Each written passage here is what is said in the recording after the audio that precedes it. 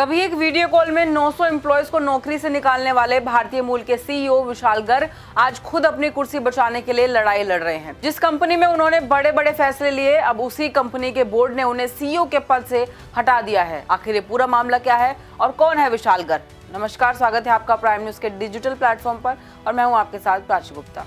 America की online mortgage company बेटर.com के संस्थापक विशाल गर्ग कभी स्टार्टअप दुनिया के सबसे चर्चित नामों में शामिल थे। उन्होंने टेक्नोलॉजी और डिजिटल प्लेटफॉर्म के जरिए होम लोन के कारोबार को आसान बनाने का सपना देखा था। उनकी कंपनी ने ग्रो किया और इन्वेस्टर्स का भरोसा भी हासिल किया। लेकिन साल 2021 में एक ऐसा फैसला हुआ जिसने विशाल गर्ग की छवि को पूरी तरीके से बदल के रख दिया। दिसंबर 2021 में क्रिसमस से कुछ ही दिन पहले बेटर.com के कर्मचारियों के लिए एक जूम मीटिंग बुलाई गई थी। मीटिंग में करीब 900 कर्मचारियों को शामिल किया गया था, लेकिन किसी को अंदाजा नहीं था कि कुछ ही मिनटों में उनकी नौकरी चली जाएगी। विशाल गर्ग ने वीडियो कॉल के दौरान करीब 900 कर्मचारी को नौकरी से हटाने का ऐलान कर दिया।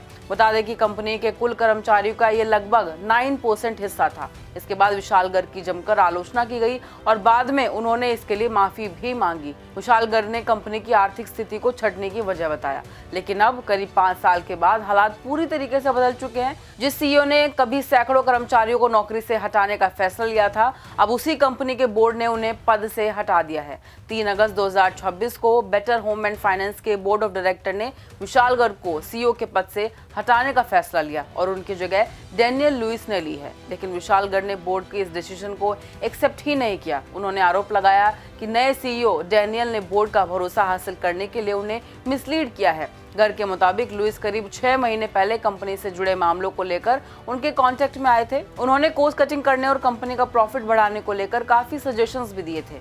गर्ग का कहना है कि उन्हें लुइस के कुछ आइडियाज पसंद तो आए थे, लेकिन कंपनी में बदलाव और काम करने के तरीकों को लेकर उनकी सोच बिल्कुल अलग थी। उनका आरोप था कि धीरे धीरे लुइस ने बोर्ड के बाकी मेंबर्स का समर्थन हासिल किया और फिर उन्हें सीईओ के पद से हटा दिया गया। अब अपनी कुर्सी को वापस पाने के लिए विशाल गर्ग ने अमेरिकी वकील एलेक्स पायरो की मदद ली है। वो कंपनी के सामने अपनी वापसी की डिमांड भी रख चुके हैं, लेकिन बोर्ड ने इस प्रस्ताव को स्वीकार ही नहीं किया। तो ये मामला अब सिर्फ सीईओ पद का नहीं रह गया है, बल्कि ये कंपनी के फाउंडर और बोर्ड ऑफ डायरेक्टर के बीच पावर, कंट्रोल और लीडरशिप की लड़ाई बन चुका है। तो विशाल गर्ग की कहानी कॉर्पोरेट दुनिया के लिए एक बड़ा सबक है। एक वक्त था जब उनका एक फैसला पूरी दुनिया में चर्चा का विषय बन गया था और आज वही विशाल गर्ग अपनी ही कंपनी में अपनी जगह वापस पाने के लिए स्ट्रगल कर रहे हैं।